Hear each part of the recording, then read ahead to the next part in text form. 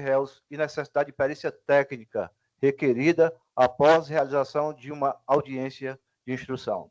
4. O pleito de extensão de benefício já foi apreciado em habeas corpus de número 063-6602-59-2024, julgado em 13 de novembro de 2024, por esta egrégia segunda Câmara Criminal, inexistindo fato novo a justificar o reexame, caracterizando coisa julgada. 5. A prisão preventiva encontra-se fundamentada, com base na gravidade concreta dos delitos, tendo o paciente adotado modus operandi peculiar, pois, flagrado com 14 celulares, tentou fugir da abordagem policial. Nesse contexto, há indícios de participação em grupo criminoso especializado em furto de celulares e desmontagem para a venda de peças e aparelhos. 4. Dispositivo de tese. Ordem parcialmente conhecida e, nessa extensão, denegada. É como eu voto, excelência. Obrigado, desembargador Sérgio. Forma a trinca julgadora, os eminentes desembargadores, além do relator, desembargadores Sérgio e a desembargadora Ilna. Como voto, desembargador Sérgio. Acompanhe, presidente, mantendo o voto já proferido. Obrigado, desembargador Sérgio. Como voto, desembargadora Ilna. Acompanho o voto, né? Obrigado, desembargadora. Obrigado, desembargadora Ilna. Proclamo o resultado. A turma julgadora, por unanimidade, resolve conhecer parcialmente da ordem e denegá-la na extensão cognoscível, na forma do voto, nos termos do voto do eminente relator. Julgamento encerrado. Tomai, conselheiro, sempre bem-vindo. Item 15 julgado. Eu consulto os eminentes pares se querem fazer algum intervalo ou se podemos prosseguir. Restam 1, 2, 3, 4, 5, 6. Prosseguir? Então, vamos lá. Pregou para julgamento item 16. Habeas corpus 062-1936-19-2025, item número 36 do roteiro, de relatoria do desembargador Sérgio Parente, nosso decano. Advogado Dr. Raul Ferreira Maia, paciente ACSA. Dr. Raul, daqui já visualiza. Seja bem-vindo, doutor Raul. Boa tarde. Vossa Excelência, o doutor Sábio se dispensa a leitura do relatório. Dispensa. Dispensa, Excelência. Pois não. Então, conceda a palavra ao doutor Raul Ferreira Maia pelo prazo de 15 minutos. Com a palavra, Vossa Excelência. Todos me ouvem claramente? Sim. Boa tarde. Me chamo Raul, sou aqui do interior do estado, na cidade de Ibiapina, e desde já agradeço a este tribunal e a esta corte pela valiosa oportunidade de participar desta sessão de julgamento na modalidade virtual, que possibilita a nós, que somos do interior do estado, também ter acesso, né, à defesa dos nossos clientes junto a esta respeitável casa.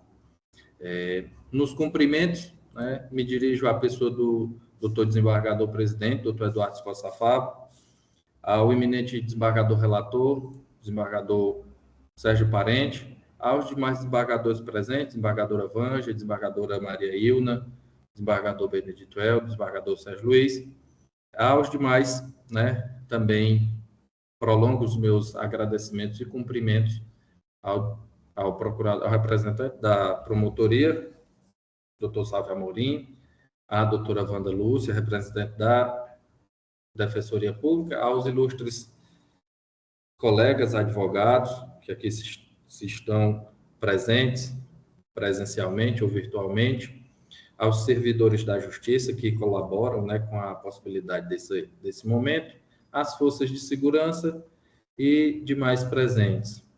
O processo, né, trata de um habeas corpus impetrado em favor da custodiada Ana Célia Silva Azevedo, e aí constam na narrativa só as iniciais, por se tratar de um processo ainda em segredo de justiça da comarca de origem, que se deu, né, a motivação do ingresso do presente habeas corpus se dá em razão de nós, enquanto defesa, termos identificado elementos que precisam ser apreciados pelo Tribunal de Justiça, né, especificamente pela aguçada leitura de Vossa Excelência. A paciente foi presa no dia 22 de fevereiro deste ano, de 2025, por volta das 6 horas e 30 minutos, lá na cidade de Ubajara, onde ela reside, que é a comarca vizinha à comarca de onde eu falo, Ibiapina, que proferiu a decisão segregatória. A ordem de prisão partiu de um pedido de produção antecipada de provas postulado pelo delegado municipal em colaboração com o promotor de justiça, onde se tenta uma produção antecipada de provas em torno de uma investigação acerca de um homicídio, onde ainda se tem dúvida se o local da sua consumação se deu em Ubajara ou em Ibiapina, e ainda não se tem maiores elementos acerca tanto do momento, do local exato da consumação do fato, assim como do início, né, da fase do intercrimes. Por isso, o delegado municipal postulou o pedido de produção antecipada de provas, né, em colaboração com o Ministério Público, o qual foi deferido, e o juízo, né, de primeiro grau deferiu o pedido de busca e apreensão de documentos, de celulares, de outros bens na dependência da residência da custodiada, assim como a sua captura. E, acerca da custodiada, embora ela tenha respondido um processo lá na comarca de Ubajara no ano de 2014, ela foi absolvida pela justiça, e era um processo que tratava de um crime não violento. Portanto, ela é primária, né, na acepção técnica do termo. E a decisão interlocutória, que inicialmente decretou a sua prisão temporária pelo prazo de 30 dias, foi objeto de prorrogação, né, no dia 22 de março, onde teria sido completados os 30 dias iniciais de prisão, antes, né, da completude do prazo fatal. O magistrado de primeiro grau prorrogou a prisão temporária sob a mesma argumentação de que seria necessária ao juízo de primeiro grau para preservar eventuais provas. Ocorre, meritíssimos, que a paciente foi, de fato, injustamente presa e injustamente teve a manutenção, a prorrogação da sua prisão temporária, tendo em vista o fato de que ela não possui nenhuma ligação com o crime de homicídio ou de sequestro, como seja processado e autuado lá na comarca de origem. O aparelho telefônico da custodiada foi apreendido lá no dia 22 de fevereiro, na data em que foi cumprida a primeira ordem de missão pela Polícia Civil. A própria custodiada entregou o telefone celular e forneceu à Polícia Civil a senha de desbloqueio do seu telefone, né, para que ela pudesse ter acesso logo imediatamente à informação de que estavam cumprindo uma ordem de busca e apreensão. Outro fato relevante e que justifica o presente habeas corpus é que foi pleiteado a liberdade provisória da custodiada ainda no juízo de primeiro grau, alegando justamente que ela não deveria estar presa e pedindo alternativamente que lhe fosse concedida medida cautelar diversa da prisão, sustentado especificamente no seu estado de saúde.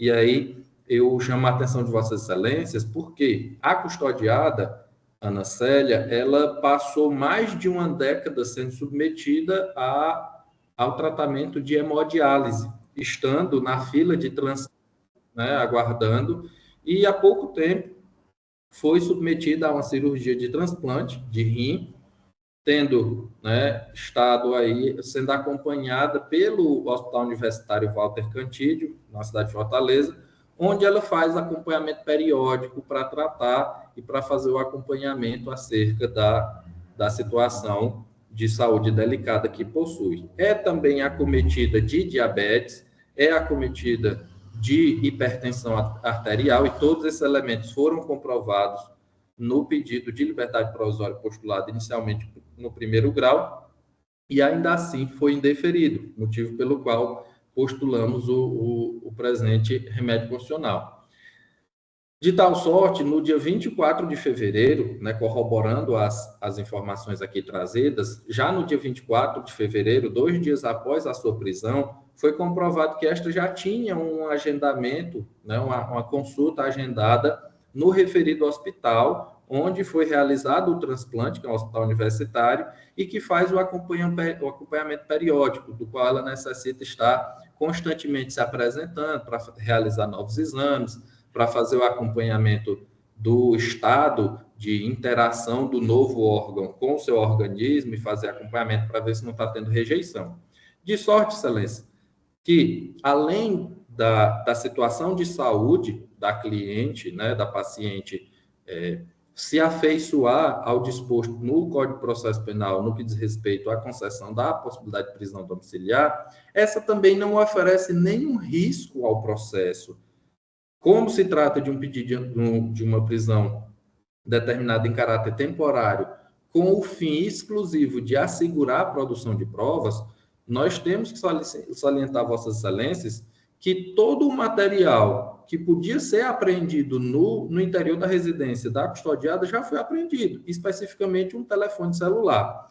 O co-investigado, o segundo investigado, com o qual a paciente não tem nenhuma relação, também já foi capturado. Então, de antemão, não resta nenhuma outra justificativa da seara fática que justifique a manutenção do encarceramento da paciente, especialmente se considerado o seu estado inicial. Nos primeiros 28 dias, ela esteve custodiada aqui na penitenciária feminina de Sobral, onde guarda uma certa limitação, uma proximidade com a família, para que esses pudessem, né, estar indo entregar medicamentos de rotina. Eu mesmo fiz alguns parlatórios jurídicos com ela, com o objetivo de saber sobre o seu estado de saúde, as acomodações, até as questões alimentares, tendo em vista que ela também, além da medicação de praxe, necessita de uma alimentação especial por conta do transplante e por conta também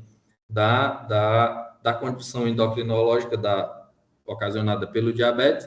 E após esses 28 dias, ela foi transferida para uma penitenciária em Fortaleza, o que ainda agravou a situação do contato, do convívio com a família, desse alcance para que a gente fizesse esse pequeno monitoramento acerca do seu estado de saúde, da reposição de medicamentos. Então, estando toda a documentação e as comprovações disso que está sendo sustentado para Vossas Excelências, estão nos autos, tanto nos autos do habeas corpus, como juntados também ao juiz de primeiro grau. Diante desses elementos, meritíssimos, seria injusto manter presa a paciente, justificando pontualmente na necessidade de obtenção de informações sobre um determinado fato, como fez o juízo Acor, posto que o telefone celular já está apreendido, assim como foram apreendidos diversos outros telefones de diversas outras pessoas, e todo esse material já está de posse da Polícia Civil, já foi encaminhado para os órgãos responsáveis para a extração de dados, não podendo a paciente interferir em nenhum resultado, ou positivo ou negativo a seu interesse. E com a máxima vênia, nesse ponto, havemos de discordar da manifestação ministerial já acostada nos autos, posto que se firma em decisão do STJ que relata ser necessária a comprovação da debilidade de saúde para a concessão da prisão domiciliar. E aqui, Excelência, nós frisamos que essa condição de debilidade já é ostentada nos autos, já é demonstrada pela própria documentação que está acostada. Não bastando, salientamos que a própria custodiada está, e possui uma condição de bastante singularidade. Diante de todos esses fatos, meritíssimos, fomos compelidos a suplicar esta corte pela liberdade da paciente, por ser a concessão da liberdade a medida exata da justiça para o presente caso. Se não, como pedido alternativo, que ao menos lhe seja considerada a prisão domiciliar como medida de proteção à sua frágil saúde. Assim, requeiro a esta dileta Câmara que conheçam o presente habeas corpus para dar-lhe provimento, ao fim de restituir a liberdade da paciente Ana Célia Silva Azevedo, a fim de que lhe seja imposta medida cautelar diversa da prisão, e é como pede. Obrigado. Obrigado, doutor Raul. Concedo a palavra ao doutor Savamani. Senhor presidente, o parecer do Ministério Público enfrentou todos os temas abordados pelo ilustre advogado.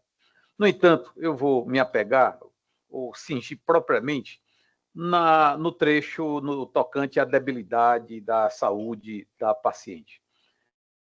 Disse o juiz quando apreciou tal matéria.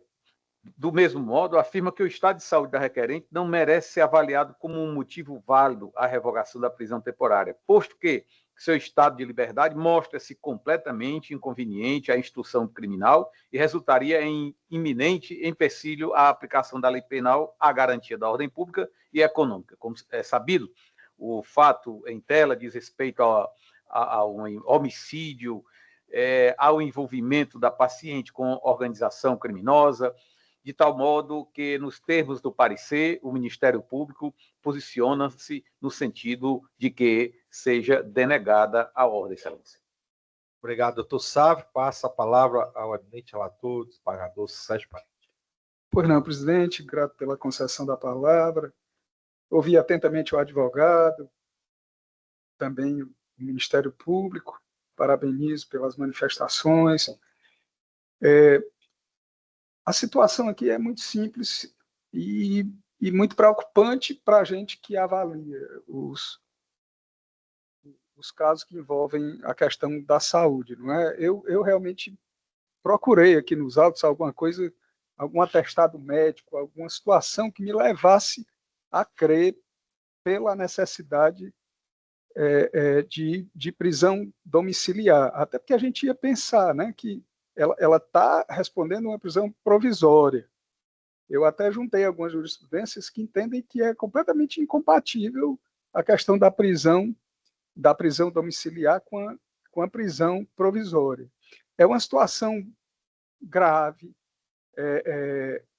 Aqui, a paciente, em tese, é investigada por integrar a associação criminosa, possui envolvimento direto com o tráfico de drogas e informações privilegiadas sobre a execução da vítima. Essas informações privilegiadas é porque, num relatório da Polícia Militar, ela sabia, de antemão, da execução de determinada pessoa, antes que essa execução ocorresse.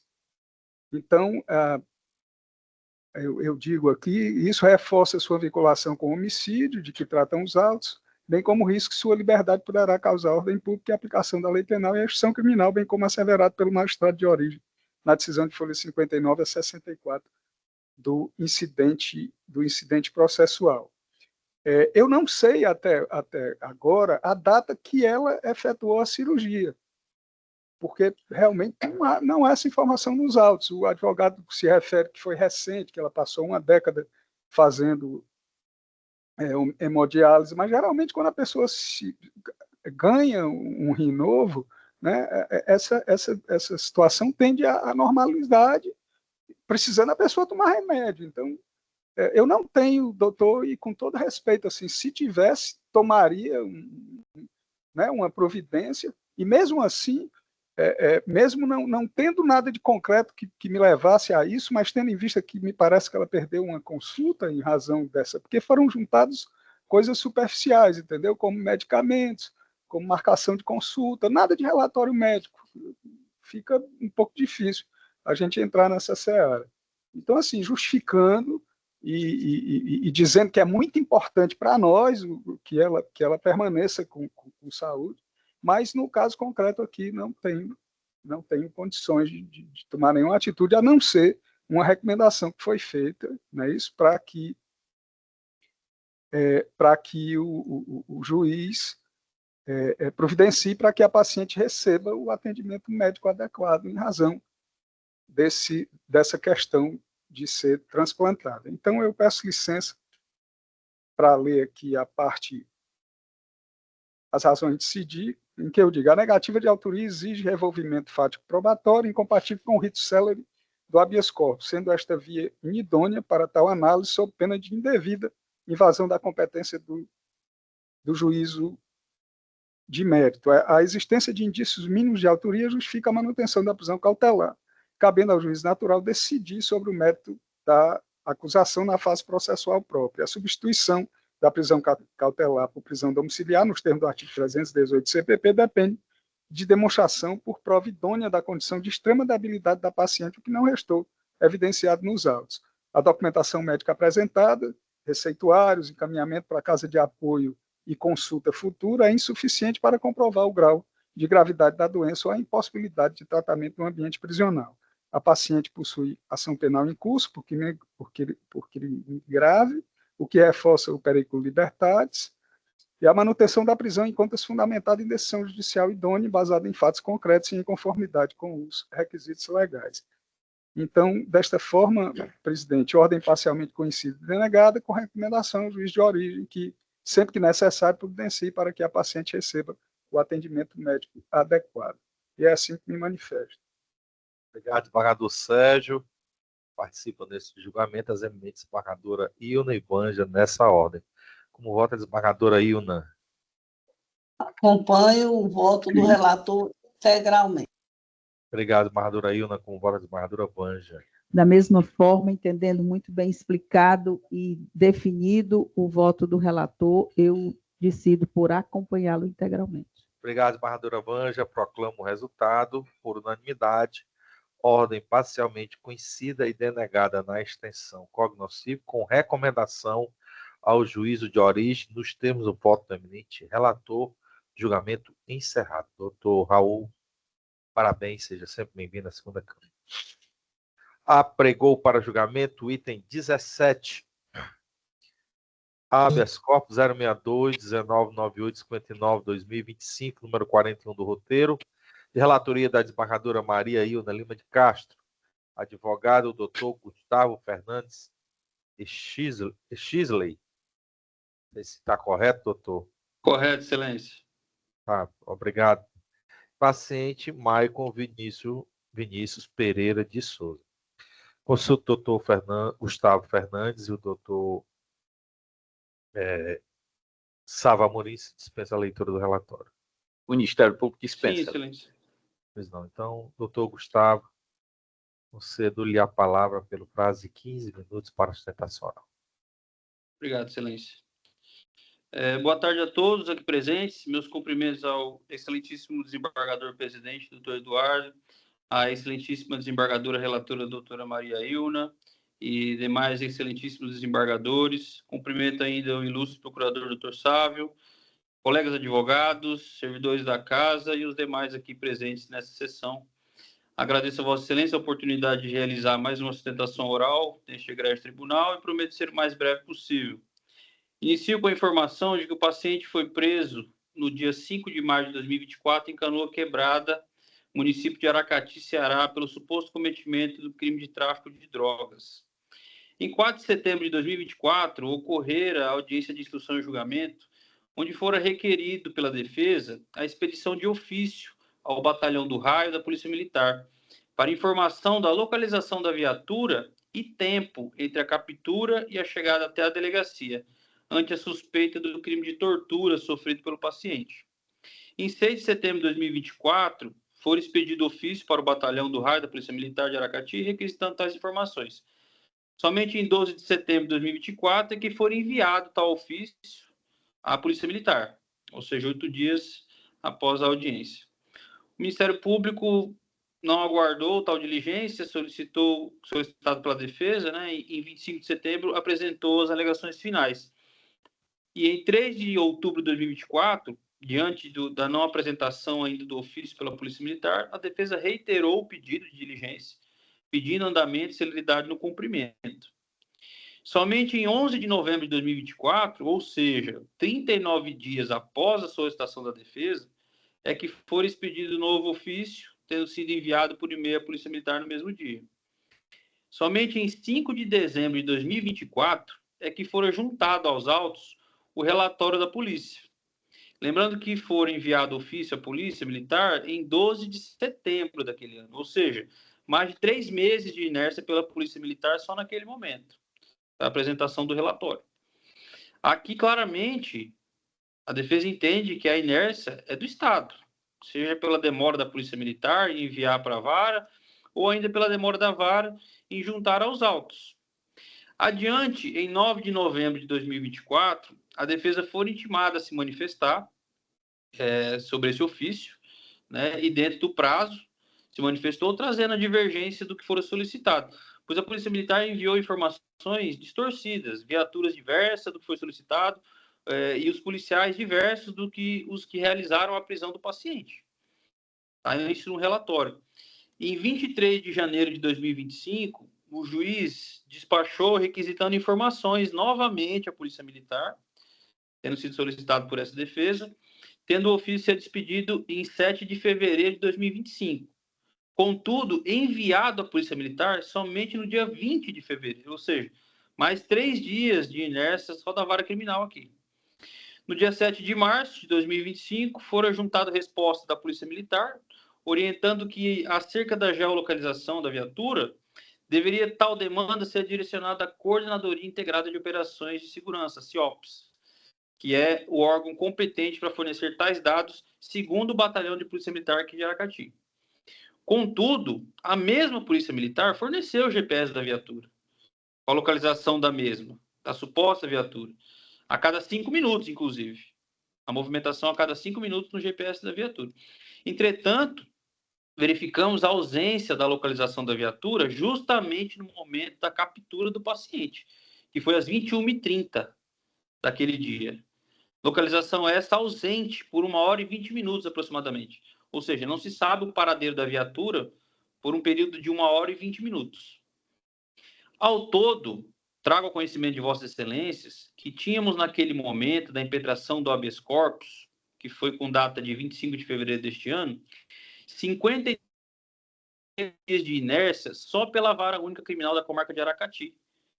Os demais dias, em decorrência da Polícia Militar.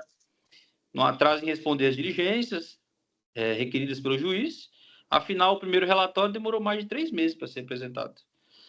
Através da orientação da Polícia Militar, a defesa solicitou ainda o ofício à CIOPS para prestar informações sobre essa ausência da localização da viatura, né, no GPS, justamente numa prisão. Solicitação essa, feita em 31 de março deste ano. Está nos autos. E até o presente momento não temos nem mesmo os autos conclusos. Como vemos, Excelência, a demora consiste exclusivamente pelo Estado, através dos seus órgãos representantes, seja pela vara criminal, seja pela Polícia Militar, que além de demorar meses para responder um ofício, ainda respondeu com informações faltantes e diversas do que fora solicitado. Entendemos que não há que se falar em culpa da defesa do excesso de prazo ante uma solicitação de diligência, como foi colocado pela decisão do julgador de primeiro grau. Uma vez que a culpa é exclusiva do Estado na demora em responder ao pedido de diligência e fazê-lo cumprir-se, como acabamos de ver. Ademais, respeitosamente, informa Vossas Excelências que a Procuradoria, em seu parecer de folhas 125 e 126, nesses autos de HC, erroneamente trouxe a informação de que essa defesa impetrou habeas corpus no ano passado sob os mesmos argumentos deste, requerendo não conhecimento por ofensa à coisa julgada. Contudo, Excelências, aquele HC impetrado no ano passado foi impetrado após uma audiência de custódia. E em nenhum momento for argumentado excesso de prazo algum, afinal não existia. Não havia excesso de prazo após uma audiência de custódia. Não há. Os argumentos do HC retrô eram sobre a decisão que converteu o flagrante em preventiva e as condições pessoais favoráveis do réu, ora paciente, em um único tópico, e só. Estes habeas corpus, sim, trata do presente excesso de prazo para a prorrogação da sentença, fato novo, e assim não há que se falar em ofensa à coisa julgada.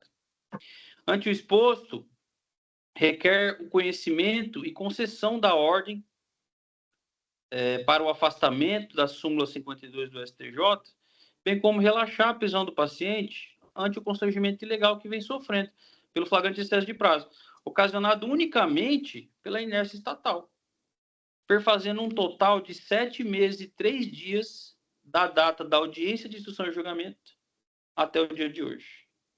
A defesa agradece, excelência. Obrigado, doutor Gustavo. Passa a palavra ao doutor Salomão. Pois não, excelência, como já foi aqui reportado pelo nobre advogado, o excesso de prazo se encontra afastado em razão de que a instrução probatória foi encerrada, estando à espera da realização de diligências requestadas pela defesa, de sorte que a gravidade do crime, vale salientar que foram apreendidas drogas variadas com o paciente, drogas, diga-se de passagem, de alto poder ofensivo à saúde, de tal arte que o parecer do Ministério Público, que traz todos os temas abordados pelo impetrante, razão porque nós não temos como nos distanciar do contido no parecer, portanto, somos pela denegação da ordem. Obrigado, doutor Sávio. Repassa a palavra à eminente desembargadora, relatora, desembargadora Maria Ilna Lima de Castro. A palavra a Vossa Excelência, desembargadora Ilna. Obrigada, presidente. Trata-se, peço licença a todos para realizar a leitura de trechos do projeto de emenda. Trata-se de uma ação de habeas corpus com pedido liminar impetrado em favor de paciente preso preventivamente pela suposta prática de tráfico de drogas.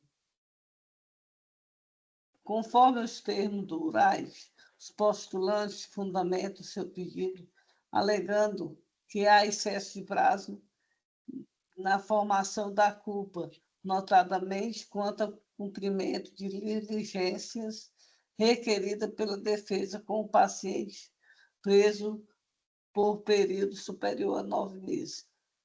Aduzem ainda que existam condições pessoais favoráveis ao paciente.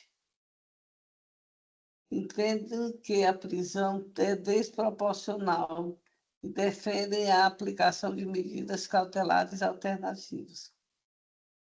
Inicialmente, em análise à sequência dos atos processuais mencionados, identifico que não há elementos capazes de indicar excesso de prazo na segregação cautelar, imputado a demora na instrução criminal, pois os atos foram diligentemente aplicados pelo magistrado, de forma que ainda existe constrangimento ilegal capaz de ensejar ordem liberatória.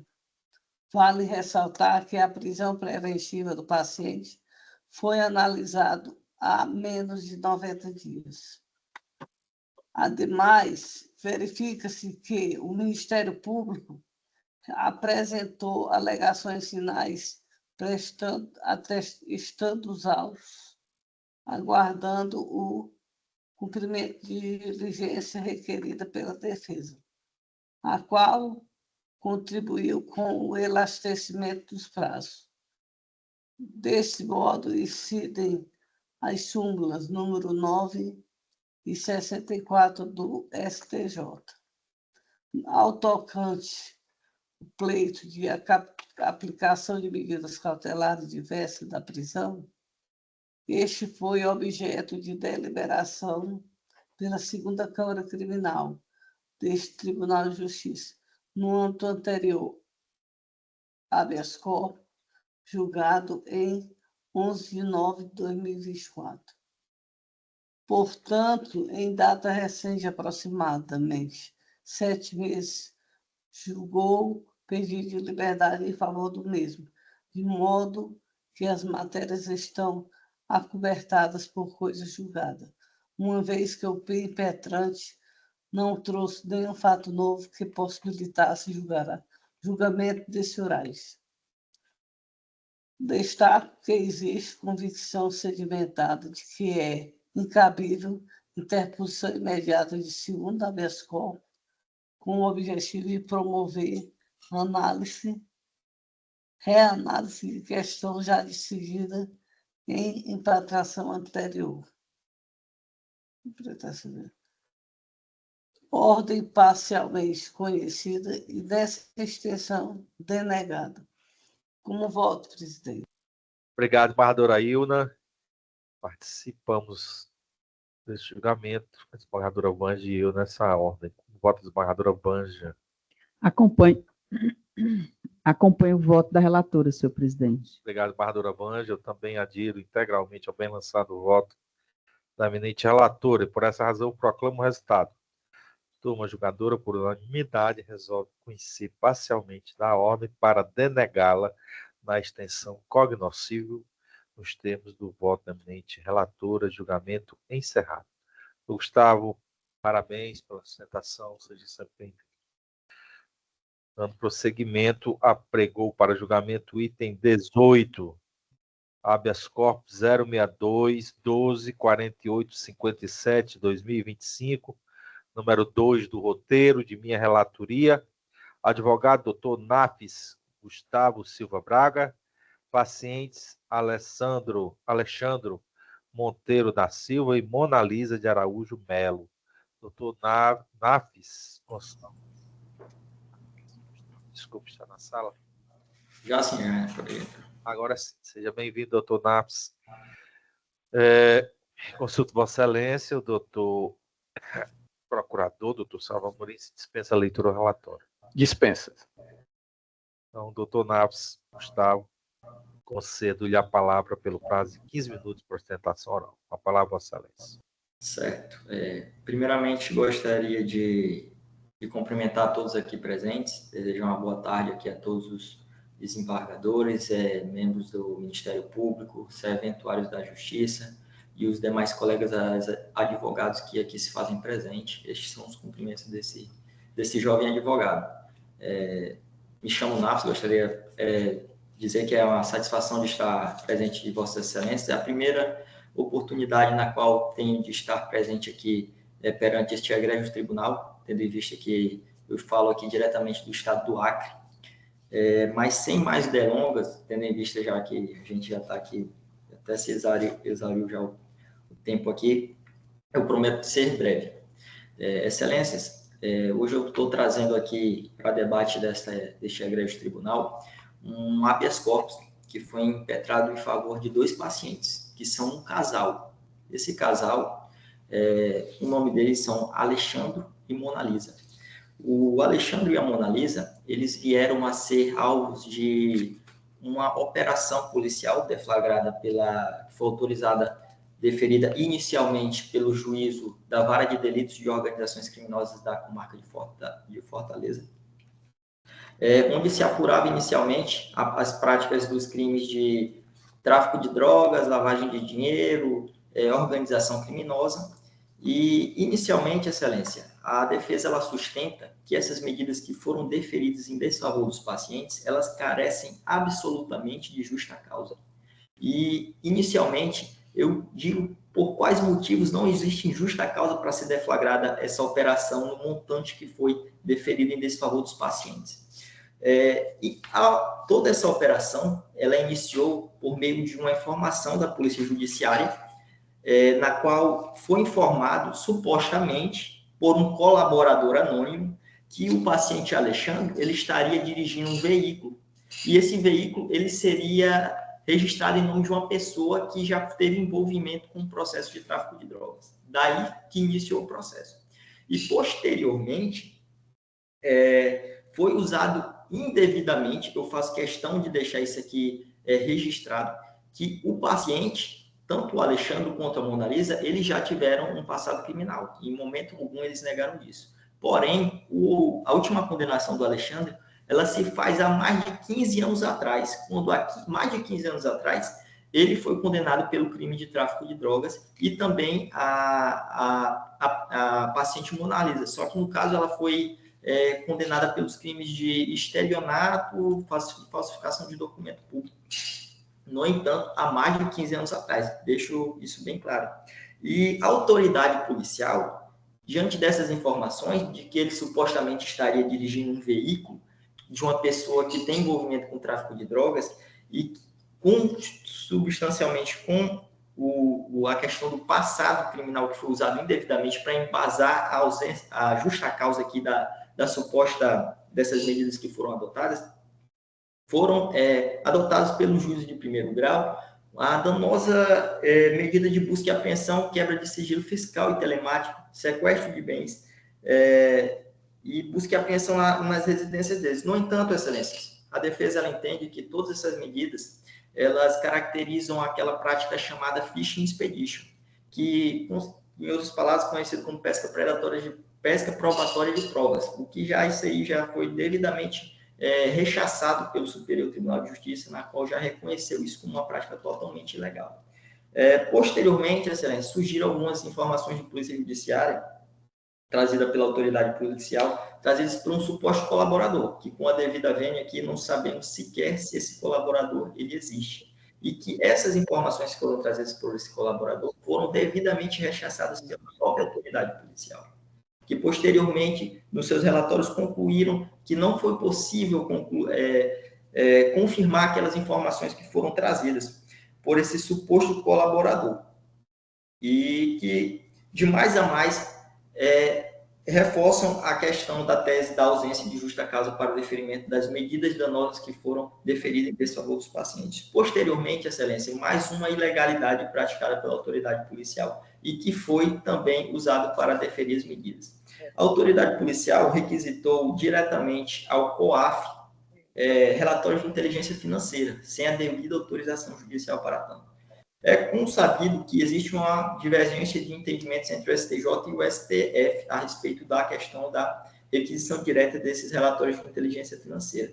No entanto, aprofundando mais no tema, excelência, a gente verificou que hoje prevalece o entendimento do Superior Tribunal de Justiça, na qual ele diz que é totalmente ilegal a requisição direta de relatórios de inteligência financeira sem a devida autorização judicial. E nos autos não existem essas autorizações judiciais para essa quebra de sigilo dos pacientes.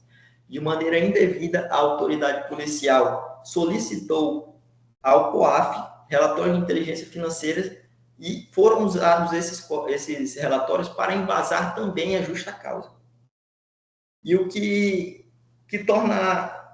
me chama mais atenção, excelências, nessa sustentação oral aqui e no decorrer desse processo, foi que, ao final, a autoridade policial concluiu a investigação pela suposto crime de lavagem de dinheiro praticada pelos pacientes e alegaram que o crime antecedente a essa lavagem de dinheiro seria o crime de organização criminosa.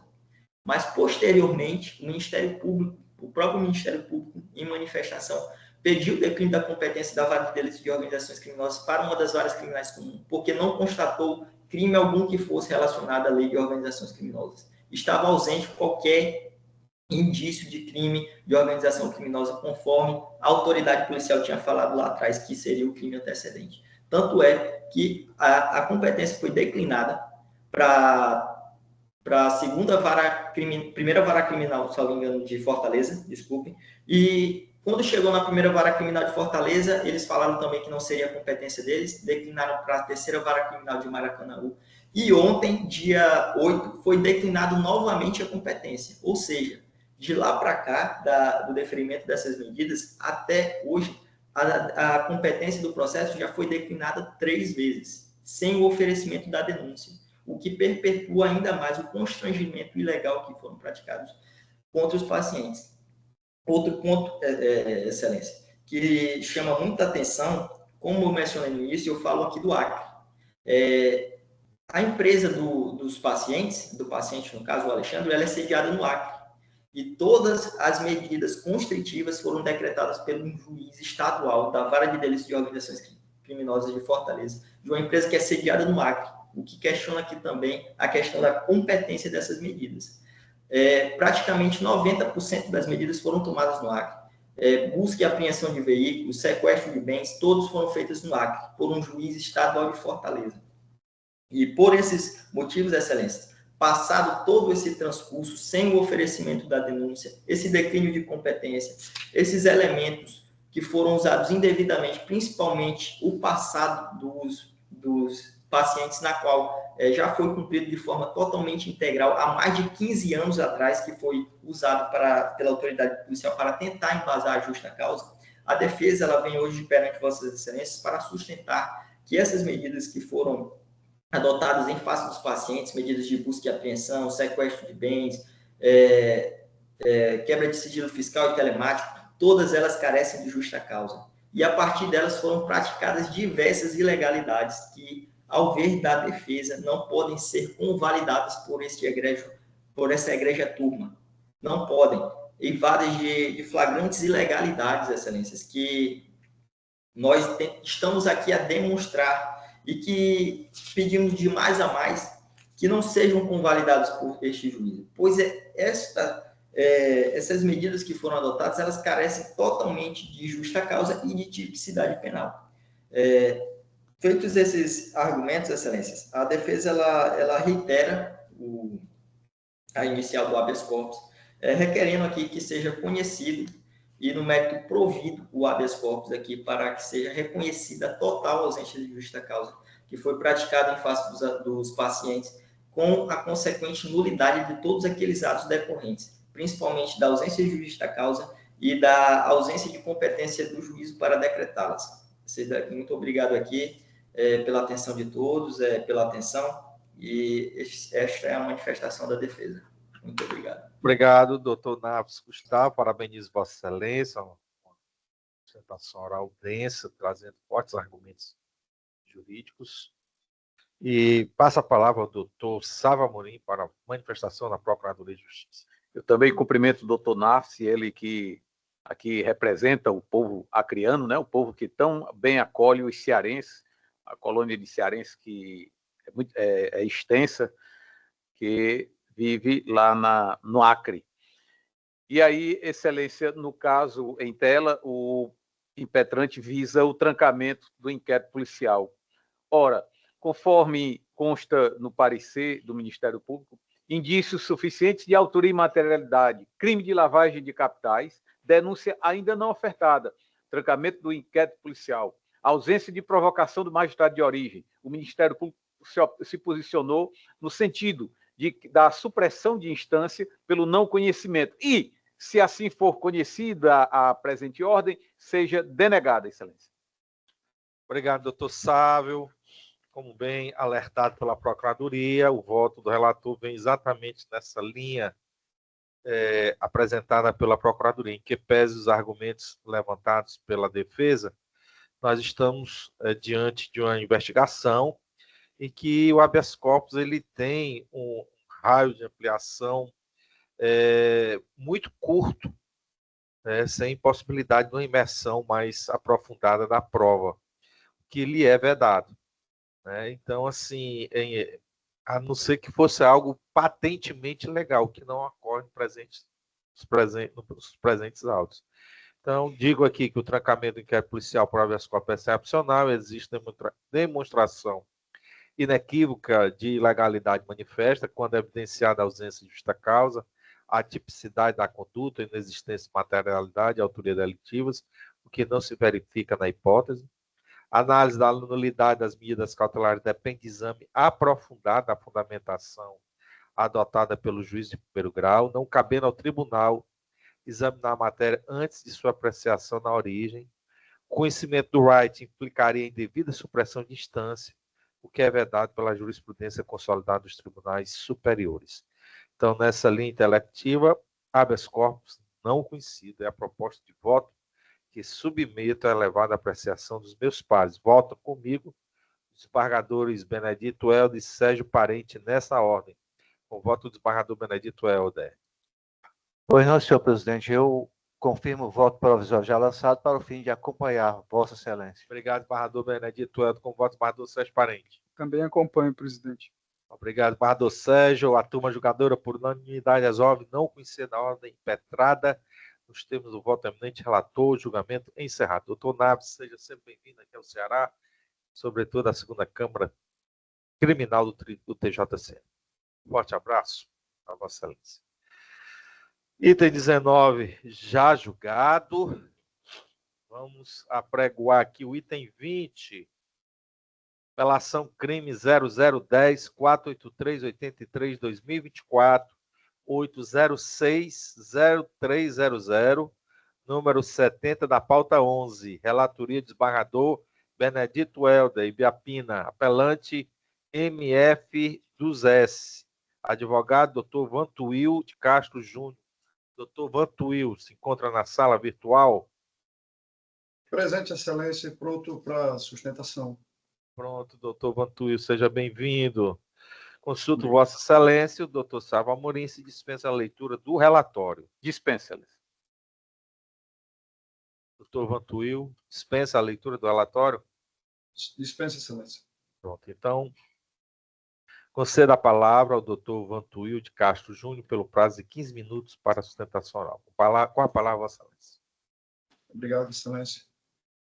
Excelentíssimo desembargador Eduardo Escossa Fava, presidente da Segunda Câmara Criminal, excelentíssimo desembargador Éder Ibiapina, relator, desembargador Sérgio Parente, excelentíssima desembargadora Hilda de Castro, excelentíssima desembargadora Vânia Fontinelli, excelentíssimo procurador de Justiça Sávio Amorim, excelentíssima defensora pública Wanda Lúcia, meus colegas advogados, serventuário da Justiça, uma boa noite já, né? Não mais boa tarde. Vou tentar ser breve, mas também não posso deixar de consignar a minha exultação em voltar aqui à tribuna, mesmo que virtual, da Segunda Câmara Criminal, perante julgadores tão esclarecidos e que sempre buscam aplicar os mais altos preceitos e conceitos de justiça. A investigação, no caso, que era conduzida pelo Ministério Público no município de Beberibe, perquiria um esquema de rachadinha, Excelências, no gabinete do vereador Paraíba das Redes. O que é que isso tem a ver com a senhora Maria Freitas, que é a apelante aqui no caso? A senhora Maria Freitas teve o seu celular apreendido porque na data de 1º de fevereiro de 2023, havia recebido uma mensagem desse vereador Paraíba das Redes, que dizia o seguinte: está indo uma pessoa minha aí para deixar uns documentos. É pessoa minha. Vou encaminhar o nome completo. Ocorre que essa mensagem recebida, ela foi interceptada no celular do vereador Paraíba das Redes, que foi apreendido nessa investigação do Ministério Público na data de 5 de dezembro de 2023. A mensagem datava de 1º de fevereiro de 23 e a interceptação na investigação foi em 5 de 12 de 2023. E esses 10 meses são de suma importância, porque durante todo este interstício, Excelências, a apelante não respondeu à mensagem. A apelante não manteve nenhuma conversa com o vereador Paraíba das Redes. E por isso, e só por este motivo, o Ministério Público representou pela apreensão do aparelho celular da senhora Maria Freitas, que é chefe de gabinete na Prefeitura Municipal de Beberibe, que nenhuma relação tem com o gabinete do vereador Paraíba das Redes. Harmonia entre os poderes, independência entre eles. Nenhuma outra hipótese, Excelências, chegou para justificar que esse aparelho fosse apreendido, senão esta mensagem de quase 10 meses, desde o seu envio até a sua interceptação, e que não foi respondida. Inclusive isso, Excelências, essa ausência de elementos concretos não autorizou, a ausência não autorizou que o juízo, aliás, não deu condições ao que o juízo fundamentasse proficuamente a busca e apreensão, porque este erro de interpretação, nem mesmo no dispositivo da decisão que deferiu a busca e apreensão, foi mencionado. Eu vou pedir aqui, venha para ler aqui uma parte do dispositivo, só 2 parágrafos. Dispositivo. Ante o exposto, em consonância com o parecer ministerial, defiro o pedido decretando a prisão temporária de Samara, Denilson e Justino, qualificados na representação, o que faz pelo prazo de 5 dias. Superado o prazo aqui estipulado, sem prorrogação da medida, o preso deverá incontinente ser posto em liberdade. Muito bem. Agora vem a parte importante para a causa. Outro sim, determina a busca e apreensão nos endereços informados às páginas 41 e 42 da representação, para a busca e apreensão dos equipamentos eletrônicos e outros objetos ilícitos, porventura existentes no endereço informado, atentando-se para as cautelas de estilo e ainda para colher qualquer elemento de convicção, devendo a Secretaria Judiciária expedir os competentes mandados para cumprimento da diligência. Ocorre, excelências, que o endereço da senhora Maria Freitas nem sequer estava nas folhas 41 e 42. Ela foi alvo por arrastamento, pelo simples fato de ter recebido aquela mensagem que não respondeu do investigado vereador Paraíba das Redes. O vereador Paraíba das Redes está promovendo sua defesa, mas a senhora Maria Freitas sequer foi mencionada na já proposta ação de improbidade administrativa que tramita no município de Beberibe sob o número 080 0004 72 2024 806 0049. Excelências, pelo fato de a chefe de gabinete ter recebido uma mensagem que não respondeu no prazo de 10 meses, teve o seu celular apreendido. Ao que me parece, às vistas da defesa, o que a investigação queria era pôr a mão no telefone da chefe de gabinete. Mas por que isso? Que caminho tortuoso é esse dentro de uma investigação? É uma pergunta retórica cuja resposta tenho certeza que não preciso dar a vossas excelências. Estamos diante de julgadores discernidos e experientes. Trata-se, como o colega falou aqui na sustentação anterior, excelências, na verdade, do famigerado Ficha Expedition. Inclusive, eu vou pedir vênia para ler aqui um trecho do HC 663055 do STJ, onde o ministro Rogério Cruz consignou o seguinte, que o Fish Expedition é a pescaria predatória probatória, é a procura especulativa no âmbito físico ou digital, sem causa provável, alvo definido, finalidade tangível ou para além dos limites autorizados, entre parênteses, desvio de finalidade, de elementos capazes de atribuir responsabilidade penal a alguém. Foi o que foi feito, excelências. Não havia nenhuma mensagem que a senhora chefe de gabinete Maria Freitas tivesse trocado com o vereador Paraíba das Redes que autorizasse, mesmo por indução, mesmo por presunção, que ela teria algum envolvimento no eventual esquema de rachadinha abstratamente praticado lá na Câmara Municipal de Beberibe. Prefeitura, Câmara. Essa distinção tem que ficar clara. Ela não tinha nenhum envolvimento. Ela não recebeu valores, ela não enviou mensagens, ela não tinha contatos com os outros investigados. Eu acabei de citar aqui outras pessoas que foram presas. Ela jamais trocou mensagens com estas pessoas. Com licença. Então, vê-se que, de fato, o que se queria era ter acesso, por uma via oblíqua, por uma via escusa, ao aparelho celular da senhora Maria Freitas. Nós precisamos com isso, excelências. Embora pareça uma coisa muito trivial, uma sustentação oral de um calibre, com, de repente, uma exaltação do advogado, uma defesa densa, mas nós precisamos defender o Estado democrático de direito. Uma hemorragia pode começar pequena. Se ela não for estancada, o final pode ser fatal. E nós temos que ressaltar que vige a teoria do contrato social. Estudamos isso, vemos isso, praticamos isso. Onde a estrutura é uma estruturação política, é uma estruturação filosófica que defende que a sociedade é formada por um acordo entre os indivíduos, excelências. E esse acordo estabelece leis, estabelece normas de cunho moral, costumes, que regulam as instituições, inclusive dos direitos fundamentais das pessoas, aqueles direitos de primeira dimensão que protegem as pessoas do Estado. E a senhora Maria de Freitas não está sendo protegida pelo Estado. Ela teve a sua intimidade devassada, suas garantias constitucionais refutadas e até o momento não se fez nada. Sequer poderia ter sido apreendido o telefone, excelências, por esses motivos. Aliás, por esse motivo de uma mensagem não respondida.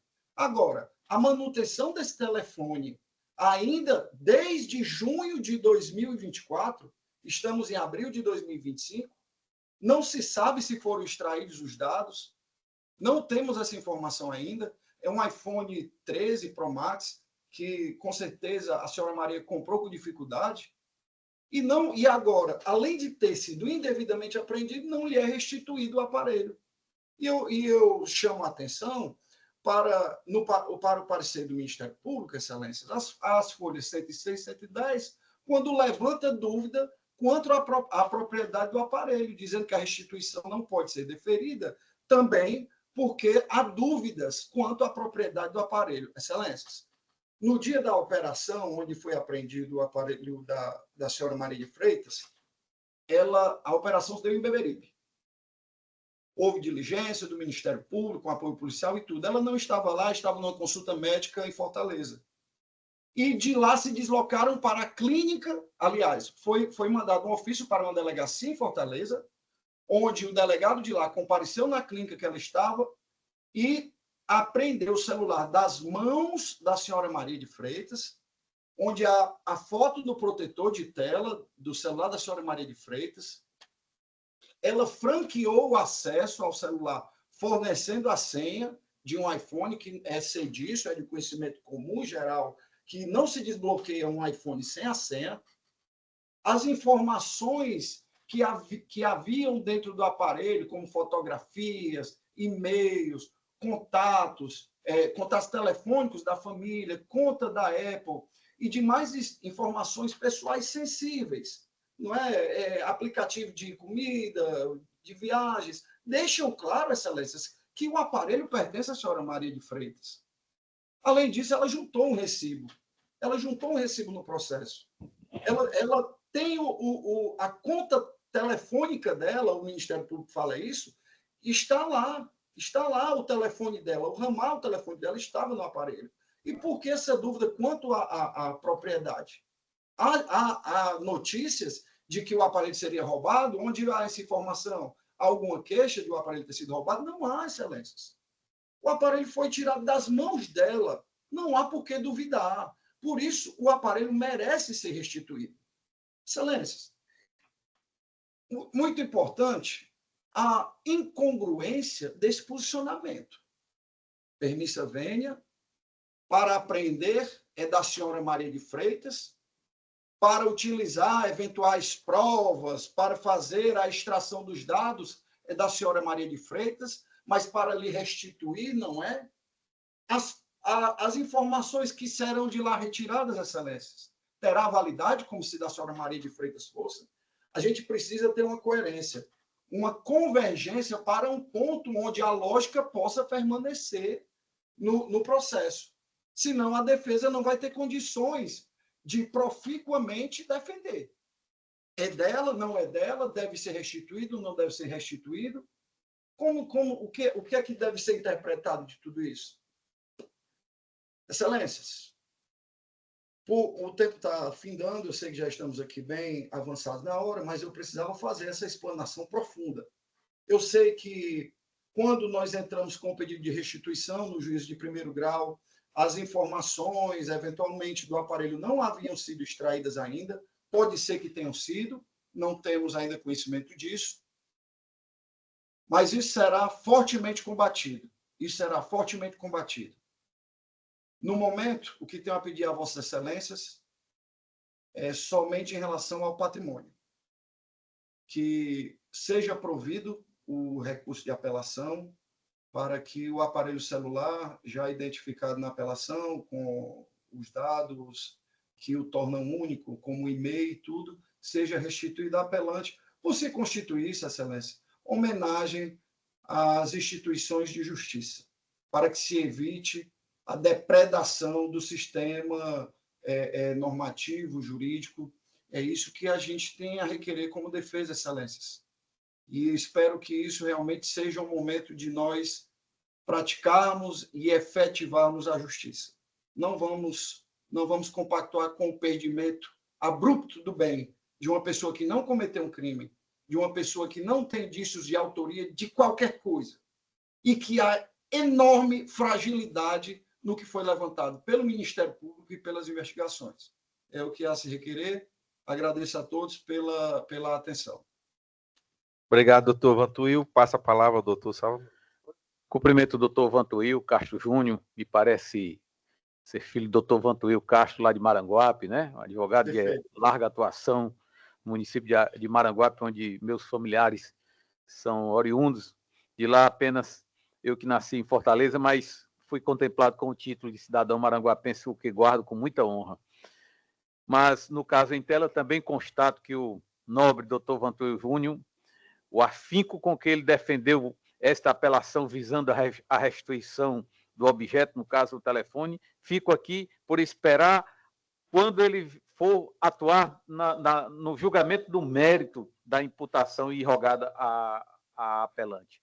Mas, no caso em tela, a propriedade ainda não restou demonstrada, a propriedade do bem, bem como a demonstração de que o bem interessa ao processo, né? A extração de informações que possa conter no aparelho telefônico. Diante disto, o Ministério Público reitera no sentido de que seja desprovido o apelo, excelência.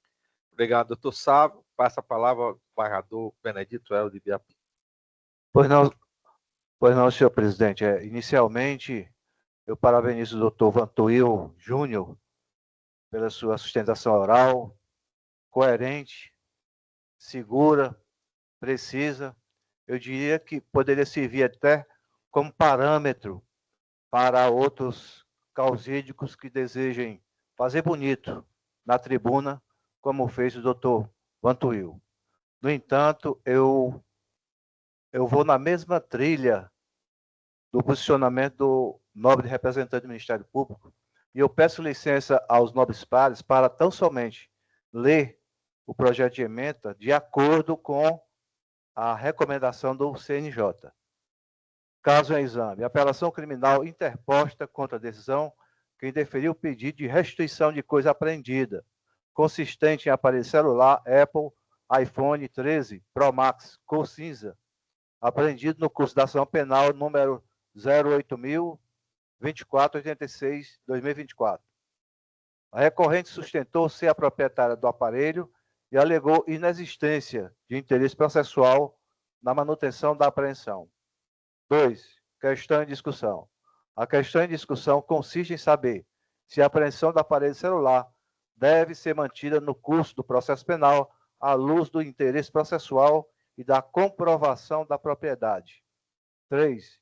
Razões de decidir. Nos termos do artigo 118 do CPP, as coisas apreendidas não podem ser restituídas enquanto interessarem ao processo. A restituição exige a demonstração categórica da propriedade do bem e a inexistência de interesse processual na manutenção da apreensão. Artigo 120 do CPP. O documento juntado pela recorrente não constitui prova suficiente da propriedade, tratando-se apenas de um termo de garantia sem valor fiscal ou assinatura de vendedor. O aparelho apreendido está vinculado à investigação de suposto esquema ilícito de repasse de valores para vereador, havendo relevância probatória do conteúdo armazenado no dispositivo. Correta a decisão que manteve a apreensão do bem até a conclusão do processo penal. Dispositivo e tese. Apelação criminal conhecida e desprovida. É como eu voto, excelência. Obrigado, desembargador Benedito Helder. Votam neste caso, desembargador Sérgio, desembargadora Ilna, nessa ordem, como voto do desembargador Sérgio Parente.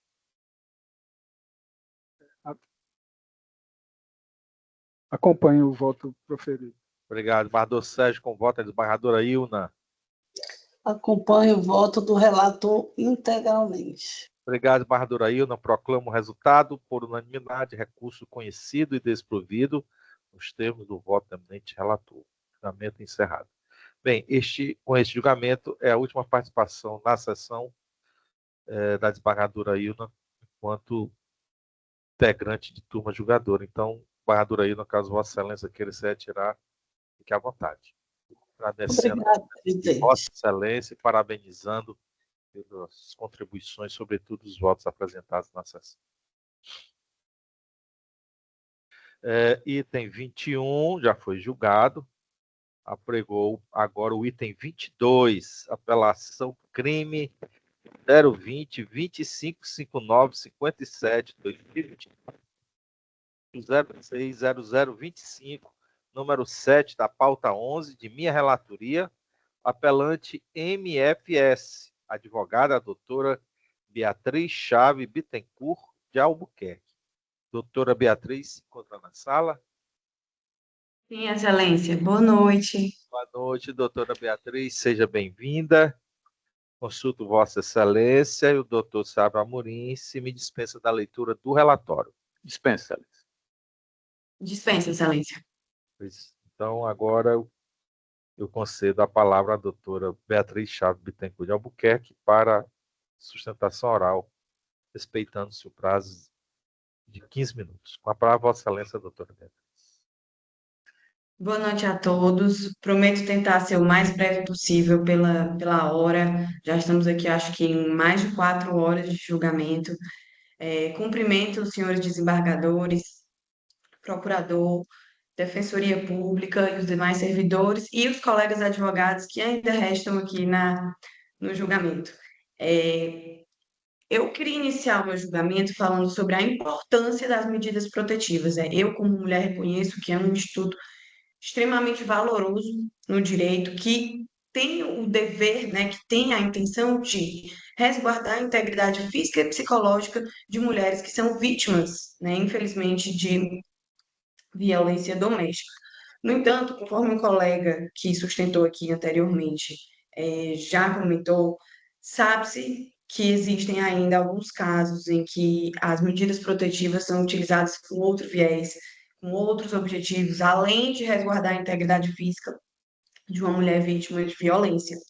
E que é o caso em questão. Conforme vou narrar aqui, espero que ao final tenha aí a apelação provida, mas caso, eu preciso contextualizar que o apelante e a apelada foram casados durante 17 anos, possuem 2 filhas. Desde o momento do divórcio, o ex-casal tem vivido situações de extremo litígio. A situação de divórcio por si só já é marcada por litígios. Normalmente, naturalmente, já é marcada por litígios. Nesse caso em específico, a apelada tem tido a postura de buscar o juízo criminal com a intenção de obter vantagens na esfera civil. Lamentavelmente, essa é uma postura recorrente. Quem atua na área sabe que acontece com frequência. Então, assim, esse processo de medidas protetivas não foi o primeiro.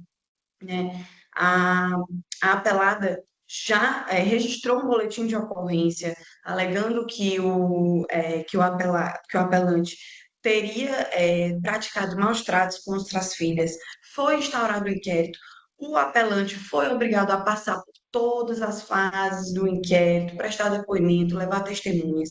Ao final desse inquérito, a delegada presidente entendeu, pela ausência de indícios de autoria e materialidade do crime, optou pelo não indiciamento e requereu arquivamento. O Ministério Público e o juízo no mesmo sentido, inquérito arquivado.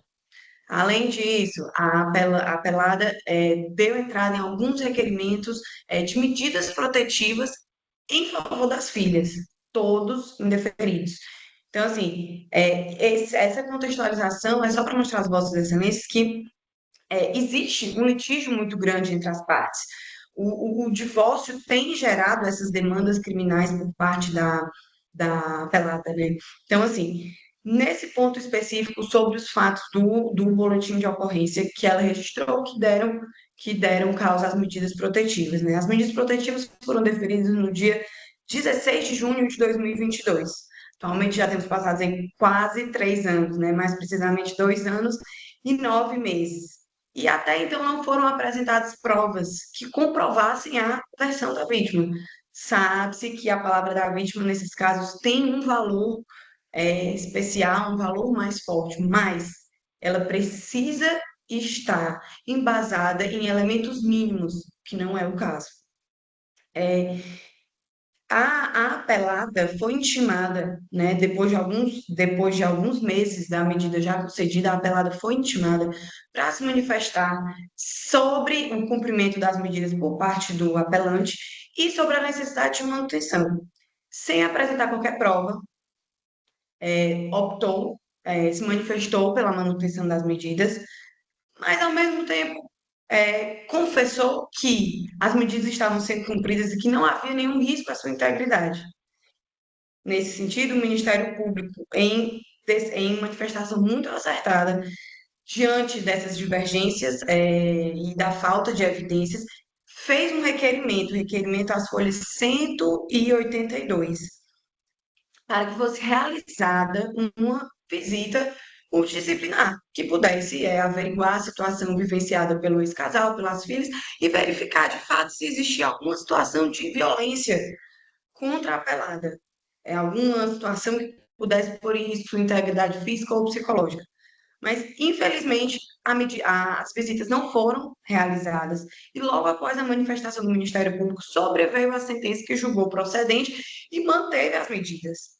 E aí, sobre essa decisão específica, é preciso elencar alguns pontos que foram colocados pela apelada no boletim que deu início a esse processo. Inicialmente, ela aponta um suposto comportamento agressivo por parte do ex-marido. Aí eu peço a licença para ler exatamente o que ela narra no boletim de ocorrência. Que informa que, enquanto vivia com Márcio, este sempre se comportava de maneira agressiva, chegando a colocar o dedo em rixe de forma agressiva. Doutora Beatriz, que não mencione os nomes, tá? Ok? Perdão. Essa seria a única parte que eu iria ler do boletim. Perdão, não me atentei a esse detalhe. Então, assim, as descrições da apelada não narram nenhuma conduta que venha, de fato, a ameaçar sua integridade física ou psicológica. Não foi apresentado nenhuma prova documental, não existem imagens, não existem vídeos, não existem testemunhas que possam comprovar essa conduta do apelante. Segundo ponto que existiu uma situação em que o apelante não permitiu que as filhas viajassem para os Estados Unidos. Sobre esse ponto, é importante relembrar aqui esse contexto de litígio entre as partes, que vão desde a escolha da escola para as crianças até a realização de viagens. O fato do pai e da mãe discordarem sobre a realização de uma viagem de lazer não pode ser usado pela apelada como um argumento para tentar configurar uma violência doméstica. Esse tipo de discordância é perfeitamente normal. Casais que ainda estão juntos e casais que não estão juntos. Então, sobre esse ponto, existiu sim uma viagem que a apelada queria realizar com as filhas, existiu uma discordância do Márcio em relação a essa viagem específica, e isso tudo foi resolvido na esfera civil. É inadmissível até que se permita usar discordância sobre uma viagem a lazer para os Estados Unidos como uma forma de configurar a violência doméstica. Esse ponto é muito característico, porque eles têm realmente essas divergências, inúmeras divergências, sobre a criação dos filhos, das filhas. Então, assim, se cada vez que eles tiverem uma discordância sobre algum assunto relevante na criação, a apelada trouxer ao juízo criminal, alegando que está sofrendo violência doméstica, vai tornar impossível a convivência dele com ela, com as filhas, se tornará impossível. Então, aí é preciso que exista um freio do judiciário para que aponte o que realmente configura uma violência doméstica e não uma mera discordância entre pais separados sobre o lazer das filhas. As medidas protetivas realmente não devem ser eternizadas, não podem e não devem ser eternizadas, né? Eles são um instituto extremamente valoroso e devem sempre ser utilizados quando existe, de fato, um risco à integridade física ou psicológica de uma mulher que tem ali, que precisa do amparo da justiça para seguir sua vida, seguir sua rotina, seguir sua vida normal, o que não é o caso. A gente está aí quase completando 3 anos de medida, não existiu nenhum descumprimento, não existem fatos novos. O que existe aqui é uma tentativa da apelada em sempre usar situações de discordância na criação dos filhos ou situações que lhe desagradem pessoalmente como forma de tentar configurar uma violência doméstica, que não se pode de fato admitir. Por isso, a defesa requer que seja dado provimento à apelação com a reforma da sentença para que sejam revogadas as medidas protetivas. Obrigado, doutora Beatriz. Parabéns pela brilhante sustentação oral. Passo a palavra ao doutor Sávio Amorim. Muito obrigado, Excelência. Me parece que a doutora Beatriz guarda o sobrenome de doutor Cândido Albuquerque, né? É isso? Então, Isso. já posso concluir, não é à toa que o talento está no sangue, né? Doutor Cândido, doutora Rebeca, Obrigada. dois brilhantes advogados, e aí eu também vejo que o tempo está andando, está passando, viu? Porque né, acompanhei a atuação do doutor Cândido quando estudante, né? E num caso emblemático, e aqui rapidamente, no caso emblemático da costureira Conceição, foi E eu que fui colega dele. Colega, né? O doutor Cândido abraçou a causa logo no início da advocacia, que foi do caso da costureira Conceição, lá no Fórum Clóvis Bevilacqua, e assisti, presenciei as grandes atuações, atuei também quando promotor do júri em lados opostos, no mesmo lado, razão pela qual, parabéns, doutora. Mas aqui, rapidamente, no tocante ao apelo, observa-se que o juízo tratou de ouvir a vítima sobre a necessidade da manutenção das medidas protetivas, e ela, assim, se posicionou. Razão porque, no momento, de acordo com o parecer já depositado nos autos, eu me posiciono também pelo conhecimento e desprovimento, com a observação de bom alvitre feita pelo Ministério Público, no sentido de que seja feita uma visita pela equipe multidisciplinar, a fim de verificar a necessidade da manutenção da aplicação dos dispositivos previstos na Lei Maria da Penha. É como me manifesto. Obrigado, doutor Sávio. Reitero aqui os cumprimentos, tanto a Vossa Excelência, também a doutora Beatriz, mais uma vez, parabenizo-a pela brilhante sustentação. É uma matéria muito sensível, né? A gente trabalhar nessa área da violência doméstica, a gente tem que ter um cuidado muito acentuado pelo que representa, né? Pela luta que tem sido posta em defesa da integridade física das mulheres.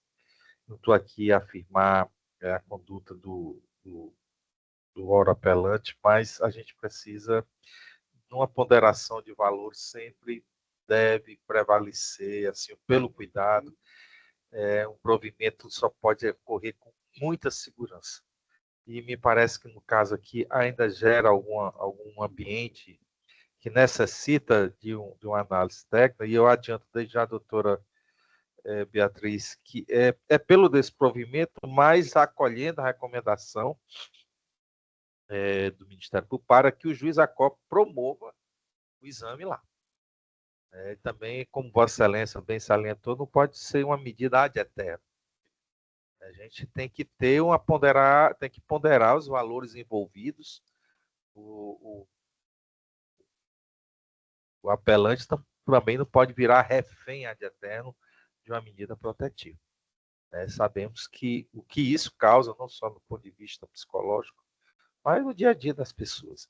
E cabe a nós aqui, enquanto membros da Justiça, tentar promover um diálogo e um equacionamento dos interesses, né, diretamente envolvidos na casa. Então, por essa razão, eu vou aqui rapidamente nas razões de decidir E digo o seguinte: quanto ao recurso cabível em situações como a hora analisada, tem-se a existência de dissidência doutrinária e jurisprudencial. Nesse diapasão, impõe-se, em homenagem ao preceito da instrumentalidade das formas, a aplicação do princípio da fungibilidade recursal, sendo prescindível o debate acerca do recurso adequado. É disso que as medidas protetivas de urgência previstas na Lei 11.34306 detêm caráter autônomo, podendo ser pleiteada com a finalidade de cessação ou acautelamento da violência doméstica praticada em face da mulher, independentemente da propositura de ação penal em face do suposto agressor. As medidas protetivas de urgência devem ser mantidas enquanto perdurar a situação de risco a que está exposta a vítima, razão pela qual cabe sua fixação até mesmo por prazo indeterminado.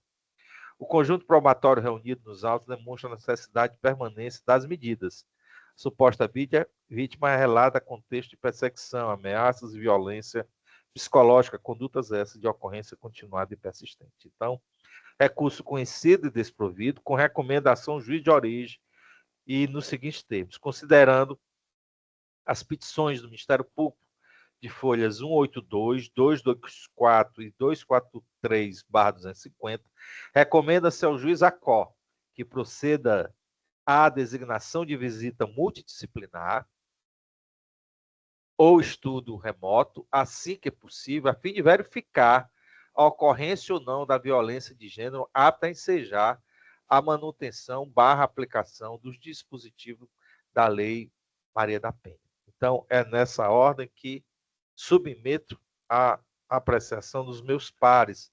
Votam comigo os eminentes desembargadores Benedito Helder e Sérgio Parente, nessa ordem, como voto o desembargador Benedito Helder.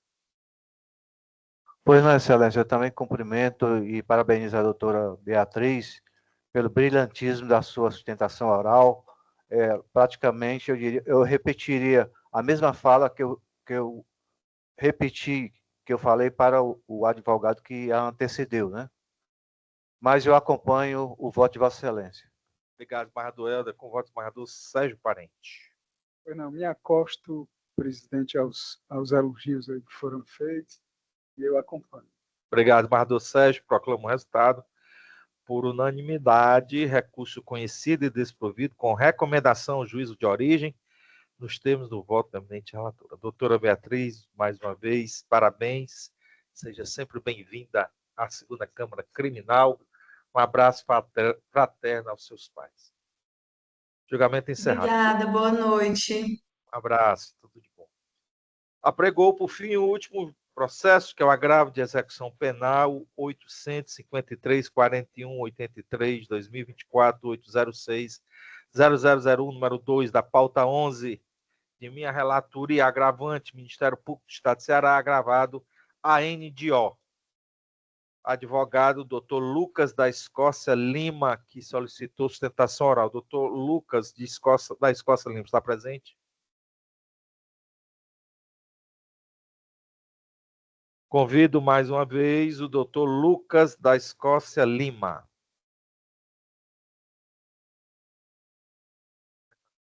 Não.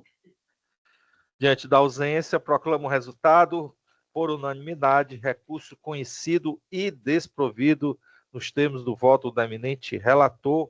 Julgamento encerrado, vencemos a pauta.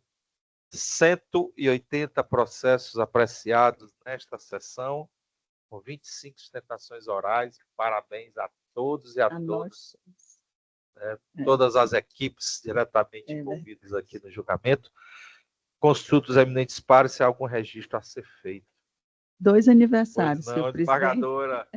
Eu falava, desembargadora Vanja. Não, é só aquele nosso tradicional parabéns aos desembargadores aniversariantes da semana. Desembargador Mário e desembargadora Silvia. A Perfeito. Câmara toda, parabéns. Todos se acostam. De acordo. Requerimento aprovado. Algo mais?